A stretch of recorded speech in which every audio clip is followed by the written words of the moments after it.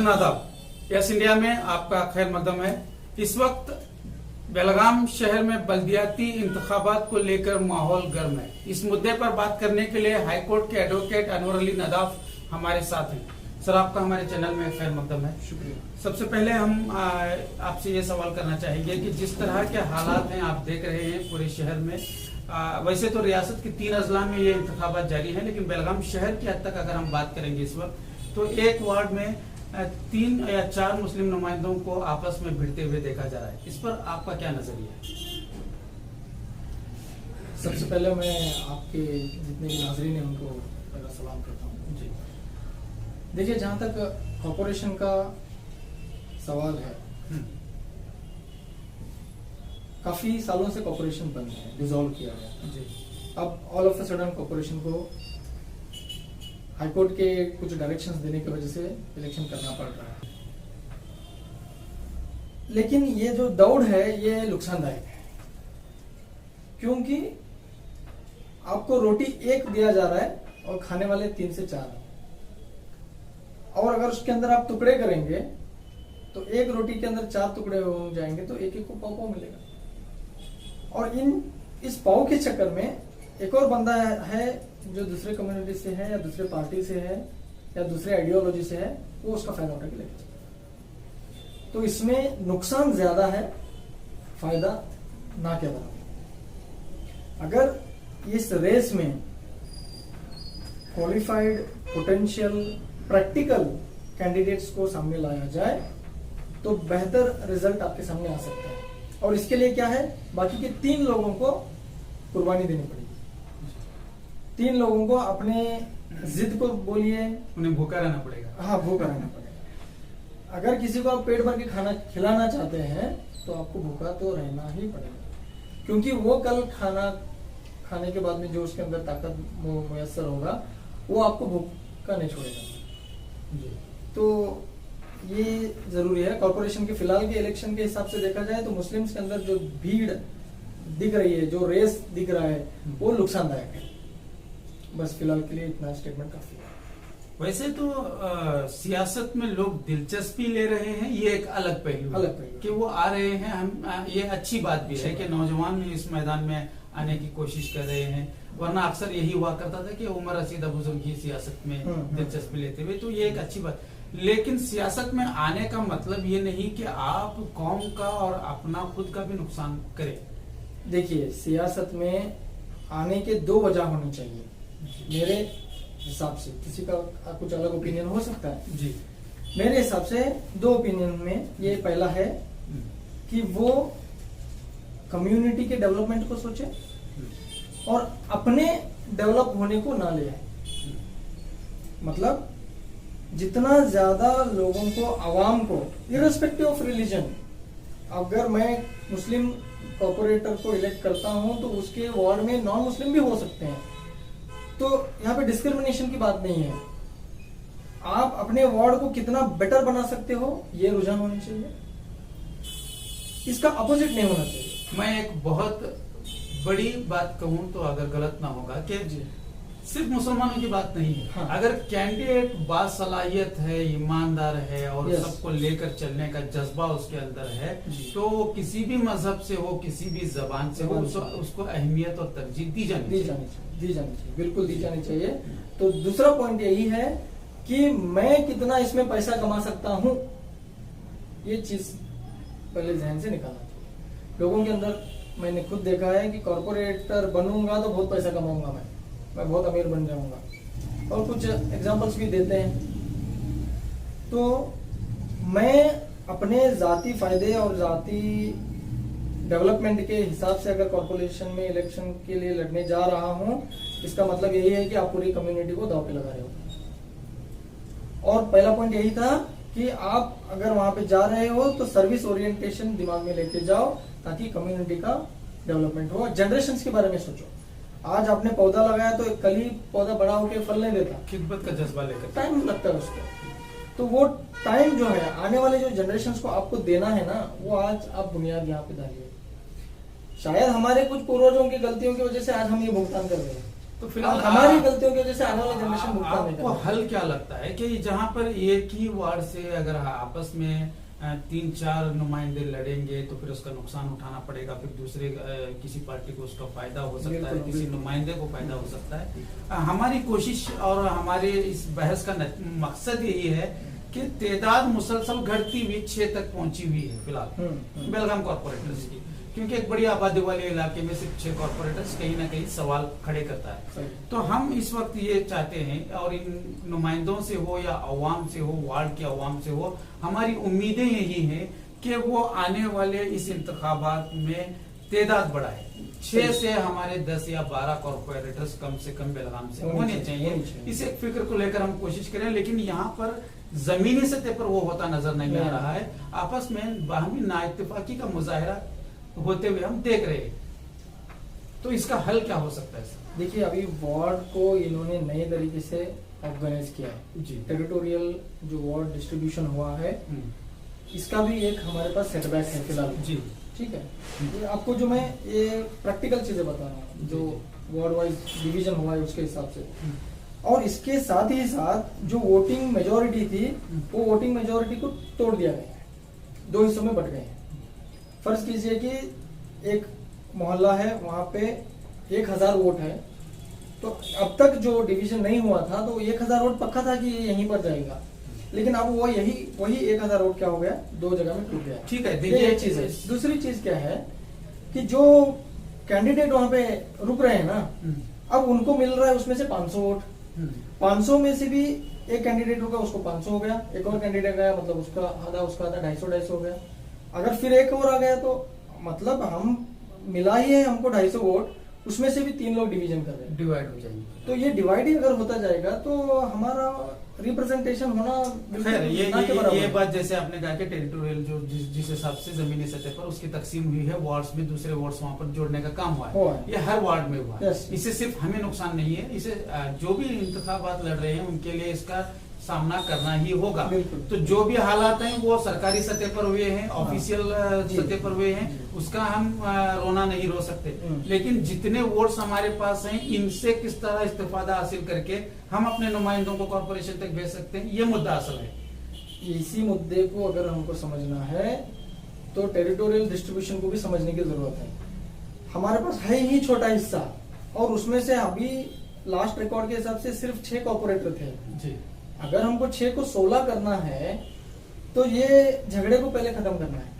हाँ, तो वही इन झगड़ों को खत्म करने तो झगड़े को खत्म करने का जो जिम्मेदारी है, जो कैंडिडेट नॉमिनेशन कर रहा है उसका भी है, और इससे ज्यादा जमात वालों का है। जमात वालों को चाहिए कि जो बंदा कैंडिडेचर जो नॉमिनेशन करने वाला है उसके वो सारे कैंडिडेट्स को जमाए, उनके साथ में काउंसलिंग हो, उनके साथ बातचीत की जाए, और उनमें से बेहतर कैंडिडेट जो है उसको चुना जाए। ये जमात वालों के लिए देखिए, हम मुसलसल जमात को ब्लेम कर रहे हैं, मुसलसल हम जो कह रहे हैं कि जमातों की जिम्मेदारी है, कहीं ना कहीं जमात अपना रोल अदा नहीं कर रही है, लेकिन जमात वालों की भी एक परेशानी ये है कि 5 या 6 कैंडिडेट जब उनको बुलाकर बातचीत करने का मामला है, उसमें से बेहतर चुनने की, जैसे आपने बात कही, हर एक खुद को बेहतर साबित करने में लगा है। जमात वालों के लिए भी यहाँ जो है पुल सराज पर चलने वाला मामला है। इसीलिए आपको जो है प्रिंसिपल्स को लेना पड़ेगा। आपका सोशल बैकग्राउंड क्या है, आपका एजुकेशन बैकग्राउंड क्या है, आप लोगों के साथ में कितना मिलजुल के रहते हैं, आप लोगों के प्रॉब्लम्स को किस तरह से सामने रिप्रेजेंट कर सकते हैं, इन सारे चीजों को ये सारी चीजें सही है, लेकिन अब क्या है, देखिए जैसी आवाम वैसे जमात, ये भी एक चीज आ जाती है। ये मसला भी अपनी जगह है। जैसी आवाम नहीं, आवाम ही से जमातें बनती हैं, तो आवाम जमात भी आवाम का ही हिस्सा है, बिल्कुल, वो तो वहीं से जाके वो बनी हुई है। अब हम पूरा ब्लेम जमात पे डालते हैं, ये भी बात दुरुस्त है आपकी, लेकिन जमात वालों के डिसीजन लेने के बाद में क्या आवाम सुनती है उनकी बात? आवाम, वही तो मसला है, यही एक मसला है। लेकिन जमात वालों के लिए जब भी दिक्कतें हैं तो इसके लिए जैसे हमने कहा कि मिली इदारे हैं, जो सोशल वेलफेयर हैं, एनजीओ हैं, ये सिर्फ खिदमत खल की हद तक महदूद न रहते हुए इस वक्त, क्योंकि ये एक मौका होता है, इस अगले 5 साल तक हमारे पास कोई चारा नहीं होता, तो जब ये मौका हमारे हाथ आया है, और खासकर अगर मैं आपको ये बता दूं कि 2020 हमारे नाज़रीन के लिए भी एक पैगाम है कि 2020 और 2021 में ये बलदियाती इंतखाबात जो हो रहे हैं, ये बहुत अहमियत यहाँ मिली, बहुत ही मायने रखते हैं, क्योंकि पिछले इलेक्शंस आते जाते रहते थे, लेकिन इस बार के इलेक्शंस इस कौम के वजूद के बाकी होने का एक पैगाम यहाँ से देते हैं। अगर इस बार हमारी तादाद बढ़ती है तो ये एक मैसेज जाएगा कि ये कौम अभी जिंदा है, सियासी शऊर इनके अंदर जिंदा है। अगर यहाँ पर हमारी तादाद घटती है तो फिर कहीं ना कहीं हमारा वजूद यहाँ पर खतरे में है। इस बात को समझ कर फैसले करने होंगे। जो लोग पॉलिटिकली स्ट्रांग है वो वक्त के हालात को, कानून को और पूरे एडमिनिस्ट्रेशन को मैनेज करें, और जो लोग इस पॉलिटिकल एरेना से बाहर है वो लोग हमेशा पीछे ही रहेंगे। एक वक्त था कि 30% वोटिंग थी, 30% मुस्लिम कम्युनिटी का रिप्रेजेंटेशन था। आज भी एक वक्त है जो हमारा 3% पे आके रुका हुआ। इसकी बहुत बड़ी जिम्मेदारी भी है और बहुत बड़ा रिस्पॉन्सिबिलिटी जो है वो हमारे ही ऊपर है, क्योंकि हम लोगों ने कहीं ना कहीं पॉलिटिक्स को बहुत हल्के से लिया है, बहुत आसानी से लिया है। 500,000 रुपए तक महदूद कर दिया उसको, या एक बिरयानी तक महदूद कर दिया।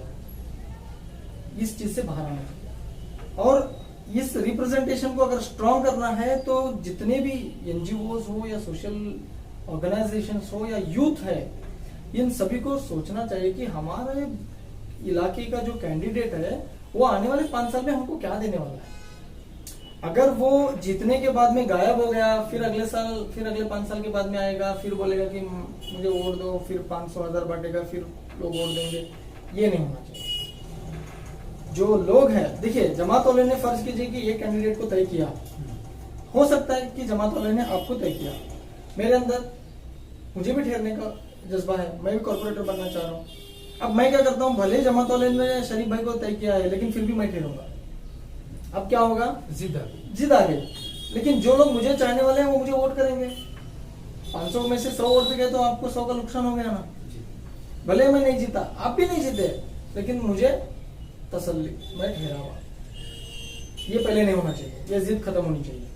दूसरी, जब जमात वालों ने कुछ चीज को तय कर दिया कि यही प्रोस्पेक्टिव कैंडिडेट है, इसी को वोट देना है, तो पूरी आवाम को भी चाहिए कि उस फैसले पर अमल करे और दूसरे कैंडिडेट को वोट बिल्कुल भी ना दे। एक सवाल आपसे जी, कि जब कोई नुमाइंदा अपने आप को पेश कर रहा है, वो अपनी नुमाइंदगी पेश कर रहा है, वो वहां से खड़ा होना चाहता है पहला किसी वार्ड से, तो उसे ये कम से कम ये अंदाजा, ये सर्वे तो उसके पास होता है कि मेरी कितनी जान पहचान है, मेरा मुझे लेकर लोगों में क्या बेदारी है, लोग मुझे कितना पसंद करते हैं। तो ये सर्वे करने के बाद अगर उसको लगता है, क्या हर एक को ये लगता है कि वो जीत कर ही आने वाला है, या फिर एक किस्मत आजमाने वाला एक नुस्खा है? हर एक गली का बॉस ही है, लेकिन हर एक को ये कैसे महसूस होता है कि मुझे यहाँ पर 100% जीत मिलने वाली? देखिए, मेरी स्टडी ये कहती है, फर्ज कीजिए कि आप एक नए मोहल्ले में हैं और उस मोहल्ले में आपको कोई नहीं जानता,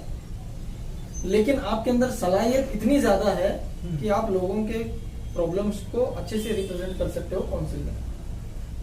आपने अगर नॉमिनेशन दिया, जमात वालों को बताया कि मैं ठहरने वाला हूं, और जमात ने यह तय किया कि बहुत सही कैंडिडेट मिला है हमको, भले इसको कोई नहीं जानता, बहुत सही कैंडिडेट है, और 4 ऐसे कैंडिडेट हैं जिनके बारे में चर्चा ही चर्चा है गली मोहल्ले में, लेकिन जमात वालों ने जब तय पाया कि शरीफ बेहतर कैंडिडेट है, जमात वालों ने तय किया कि शरीफ को ही वोट देना है, आपकी यहाँ पे पॉपुलैरिटी कम है, आपकी कैंडिडेट्स कम है, आपके अंदर पोटेंशियलिटी क्या है वो काम आने वाला है, आपका एजुकेशन बैकग्राउंड क्या है वो काम आने वाला है, आपके अंदर एक सलाहियत जो रिप्रेजेंटेशन का है वो काम आने वाला है। तो लोगों को चाहिए कि आपको वोट दे।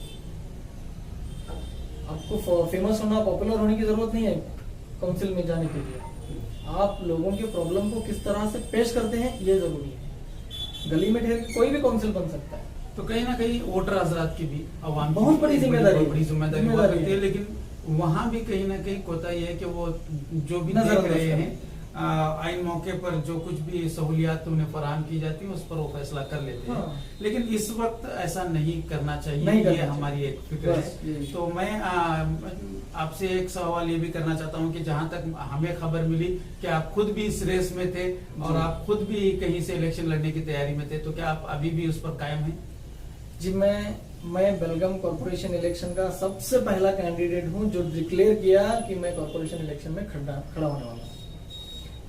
और मैं ही फिलहाल को सबसे फर्स्ट कैंडिडेट हूं जो कॉर्पोरेशन इलेक्शन से विड्रॉ भी कर रहा हूं। वजह क्या है? इसकी वजह यही है, जो हम टोटल डिस्कशन अभी कर रहे हैं कि एक रेस में 2, 3, 4 लोग आ रहे हैं, तो इसका नुकसान क्या हो रहा है। मैं जहां से ठहरने वाला था, मेरा वार्ड कंफर्म था, हमारे साथ में एक बड़ी टीम जुड़ी है, वो भी कंफर्म था, हम लोगों ने अच्छा काम भी किया और इतनी अश्योरेंस थी कि इलेक्शन में कामयाबी मिलेगी। लेकिन मेरे सामने एक ऐसा कैंडिडेट मुझे नजर आया जो मुझसे भी बेहतर है, काबिल है, उसके अंदर बेहतर सलाहियत है। तो मैंने सोचा कि मेरे से बेहतर कैंडिडेट जब कम्युनिटी को सोच सकता है, कम्युनिटी के दर्द को समझ सकता है, तो वो वहां खड़ा होना बेहतर है। इसलिए मैंने इरादा थोड़ी किया बहुत कि आपने मैंने कुर्बानी दे दी। अब हाँ, उसको कुर्बानी कहिए, लेकिन मेरे नजर में वो ये है कि मेरे अंदर की जो कोताहियां थी वो उस कैंडिडेट में पूरी हो रही है। तो मैं कम्युनिटी को वेलफेयर के लिए, कौम के फलाह और बहबूदी के लिए विड्रॉ किया हूँ। और जहां पर भी कोई भी अच्छा कैंडिडेट अगर है जिसको हम देख रहे हैं कि ये प्रोस्पेक्टिव कैंडिडेट है, इर्रेस्पेक्टिव ऑफ पॉलिटिकल पार्टी, मैं खुद जाके उसको सपोर्ट करूंगा। ये आपका अपना एक ये मेरा जाती फैसला है। तो जहाँ भी आपको जहाँ पे- लगेगा कि हाँ। वो उसके कौम और मिल्लत के लिए इससे कुछ फायदा हो Yes, सकता yes, है, ऐसे नुमाइंदे को आप जी। सपोर्ट करेंगे अपनी जी तरफ से। बिल्कुल करेंगे। ठीक है। तो एक बात भी ये भी सामने आई कि जहां जमात फैसले करने को लेकर काफी जमातों के लिए भी दिक्कतें पेश आ रही है, तो एक राय ये भी आ रही है सामने कि कुरानंदाजी की जाए और चिट्ठियां उठाकर जो है किसी एक नुमाइंदे का, ये कहाँ तक मुनासिब हो सकता है? देखिए, पॉलिटिक्स जो है ये चीटी उठा के पीएम चुनना ऐसा नहीं है। ऐसा नहीं होता जी। ठीक है, ये एक अच्छा खासा स्टडी होना चाहिए, अच्छा खासा सर्वे होना चाहिए। जो कैंडिडेट्स हमारे पास आ रहे हैं नॉमिनेशन लेके, मैंने सुना कि जमात वालों को लेटर देना पड़ता है यहाँ पे, ताकि उनको कहीं ऐसा ना हो कि हमने जमात वालों को इतला ही दिया नहीं है और जाके इलेक्शन खड़े हो गए, ये ना होना चाहिए। जमात वालों को इतलात बहुत मौसूल हो रही है, जमात वाले खुद फैसला नहीं कर पा रहे हैं कि किसके हाँ, में ऐलान तो किया। इसके लिए क्या है, ये चिट्ठी वाला ऑप्शन तो मेरे फेवर में नहीं है। मैं ये समझता हूँ कि जमात वालों को जब एप्लीकेशन आ रहा है कि 4-5 लोग ठहरने वाले हैं, तो उन 5 में से आप कुछ एलिमेंट्स को तय करें कि उसका एजुकेशन क्वालिफिकेशन मिनिमम इतना इतना होना चाहिए और उसका बैकग्राउंड जो है क्लीन होना चाहिए, क्रिमिनल बैकग्राउंड नहीं रहना चाहिए, उसका सोशल लोगों के साथ मिलन जुलन बेहतर होना चाहिए, उसको बातचीत करने में बेहतर सलाहियत होनी चाहिए, स्पोक्स पर्सन की जरूरत है, काउंसिल में जाके बात करना है, वहाँ पे जबान होनी चाहिए बैठना उसके पास, नहीं है, बोलने में जबान सलीका चाहिए, होना सामने चाहिए। वाले को कन्विंस करने का कैपेसिटी होना चाहिए। इन ऐसे बहुत से मियार है, आप उसको काउंट कर सकते, दीनदार होना चाहिए। लेकिन ये तो सिर्फ कॉर्पोरेटर नहीं बल्कि उजरा तक भी ये बात है कि कई लोगों को बोलने का सलीका नहीं है, उनके पास जबान नहीं है, बावजूद उसके वो आला ओहदे पर फाइज है। और जैसा कि आपने कहा कि क्रिमिनल बैकग्राउंड नहीं होना चाहिए, जहाँ पर हम लॉ पढ़ते थे बचपन में अपने सिलेबस में, तो वहाँ हमें एक बुनियादी तौर पर यह बताया जाता था कि इलेक्शंस लड़ने के लिए वो जेल जाकर आया हुआ ना हो, लेकिन आज अक्सरियत उन्हीं लोगों की है, तो ये भी एक किस्म का अलमिया है।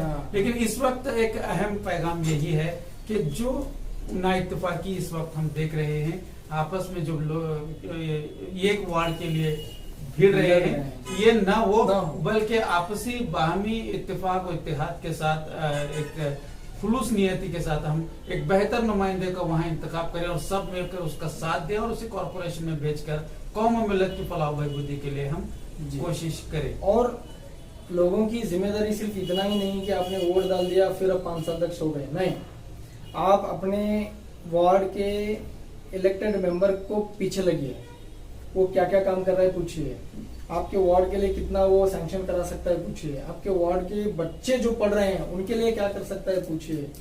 जब तक आप पीछे नहीं लगेंगे, ये 2 से 3, 3 से 4 ऐसे नंबर बढ़ता जाएगा। जब आप पीछे लगना चालू करेंगे तो कोई एक ही आएगा। लोगों का कैसा देखिए, तो लोगों को पीछे लगना जरूरी है। ये हर कौम का मसला है। हाँ। ये अगर यूं कहें कि हिंदुस्तान का मसला है, आम आवाम का मसला है कि जब हालात आते हैं तब हम जागने या कुछ कोशिश करने की कोशिश करते हैं। जैसे वार्ड वालों का भी मसला वही है, जब किसी वार्ड के नुमाइंदे के पास, जैसा कि आपने कहा, अवाम उसके पीछे लगे।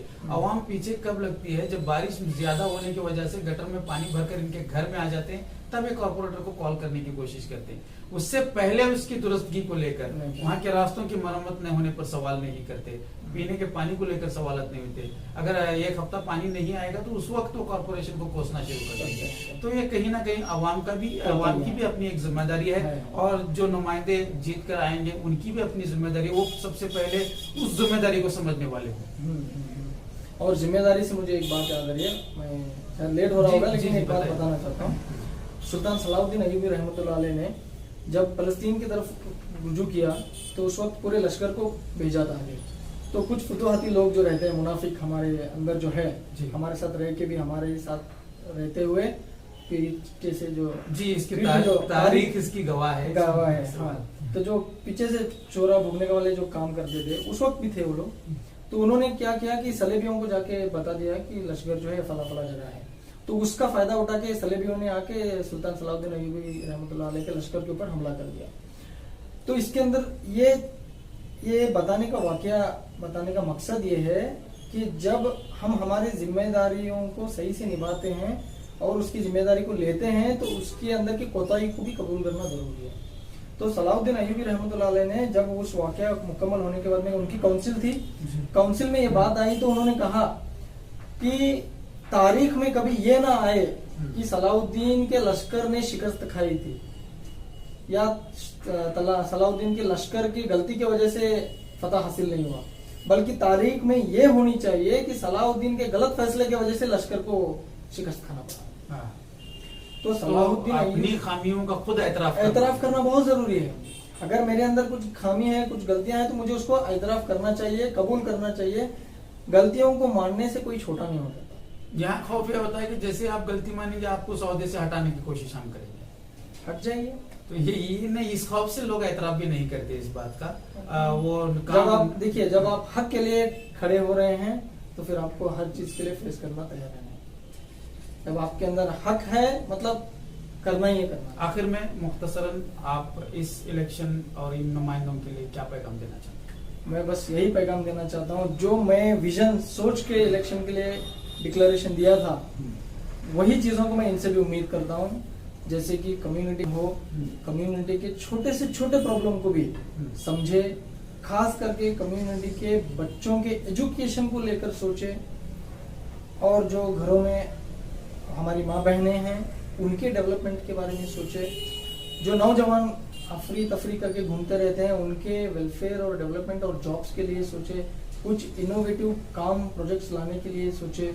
कॉर्पोरेशन का मकसद सिर्फ इतना ही नहीं कि आप गटर पाक करो, रोड बनाओ, कहाँ पे कूड़ा जमा हुआ है उसको निकालो, इतना ही नहीं है। कॉर्पोरेशन एक बहुत बड़ा जिम्मेदारी है। उसके बाद में अलग अलग कॉन्स्टिट्यूएंसी की बात आती है, एमएलए है, एमपी है, वो अलग चीज है। लेकिन एक सिटी कब बेहतर हो सकता है? जब वहाँ के लोग बेहतर हो। लोग कब बेहतर होंगे? जब उनको एक रोजगार मिले, और रोजगार जब मिलता है तो लोग ऑटोमेटिक डेवलप होना स्टार्ट हो जाते हैं। तो कॉर्पोरेशन के जितने भी आने वाले मुस्तकबिल के कैंडिडेट्स जो इलेक्टेड काउंसिल्स होंगे, उनसे मेरी यस इंडिया के इस चैनल से यही गुजारिश है कि अपने अपने कम्युनिटी के रिप्रेजेंटेशन को द बेस्ट रिप्रेजेंट कीजिए। अपने कम्युनिटी के हर छोटे और छोटे मसलों को काउंसिल में उठाइए, उनके सॉल्यूशंस को लेके आइए। आप ही एक बहुत बड़ा प्रॉब्लम बन के ना बैठे, लोगों के प्रॉब्लम्स को सॉल्व करने वाले बने। बस यही मेरी गुजारिश है। बहुत बहुत शुक्रिया हमारे साथ बात करने और हमारे लिए वक्त निकालने के लिए। तो ये थे एडवोकेट अनवर अली नदाब साहब, जो हाई कोर्ट के एडवोकेट के हैसियत से अपनी खिदमत अंजाम दे रहे हैं। काफी खुलकर उन्होंने हमारे साथ बात की और हालात पर अपने ख्यालात का इजहार करने की कोशिश की है। कुल मिलाकर इस वक्त यही है कि बल्दियाती इंतखाबात 2021 के लिए बेलगाम में काफी सियासी माहौल देखा जा रहा है। गली चौराहों पर लोगों की गुफ्तगू का मौजूद सियासत बन गया है, लेकिन बावजूद इसके यही एक आखिरी पैगाम की मुसलसल हम इसकी कोशिश कर रहे हैं कि बाहमी नाइत्तेफाकी की वजह से नुकसान न हो, इसका ख्याल जमातों को, उलमा-ए-किराम को, जिम्मेदारान को और मिली इदारों को करना होगा। आज के लिए इतना ही। देखते रहिए यस इंडिया।